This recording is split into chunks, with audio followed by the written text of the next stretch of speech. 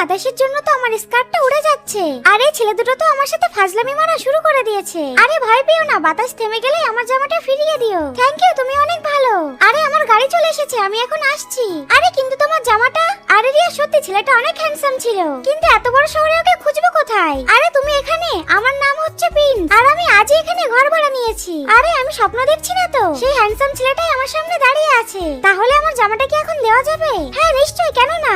আরে ছেলেটা কত কিউট দেখতে। হাই প্রিয়া, কেমন আছো? আমাকে একটু হেল্প করবে? হ্যাঁ অবশ্যই, কি হয়েছে বলো। আরে প্রিয়া, আমি তোমার জন্য গিফট এনেছি। আরে ওয়াও, এটা তো অনেক সুন্দর হয়েছে। আরে এইভাবেই প্রিন্স রোজ রোজ বাহানা দিয়ে আমার বাড়িতে আসতো। আরে প্রিয়া দেখো না, আমি ঠিকভাবে কফি বানাতে পারছি না। ঠিক আছে, ভিতরে আসো, আমি তোমাকে কফি বানানো শিখিয়ে দিচ্ছি। আরে ওয়াও প্রিয়া, এটা তো অনেক সুন্দর হয়েছে। ঠিক আছে, তুমি এবার এইভাবে ট্রাই করো। আরে এইভাবেই আমরা ক্লোজ ফ্রেন্ড হয়ে যাই। আরে বাপরে, শয়তানটা তো আমার পিছনেই পড়ে গেছে। এখন আমাকে তাড়াতাড়ি করে প্রিন্সের কাছে যেতে হবে। আর তখনই সেখানে প্রিন্স এসে আমাকে বাঁচিয়ে নেয়, আর আমরা দুজন অনেক ভালো বন্ধু হয়ে যাই। কিন্তু যারা আমার চ্যানেলটা সাবস্ক্রাইব করবে তাদের মা বাবা যেন অনেক দিন বেঁচে থাকে।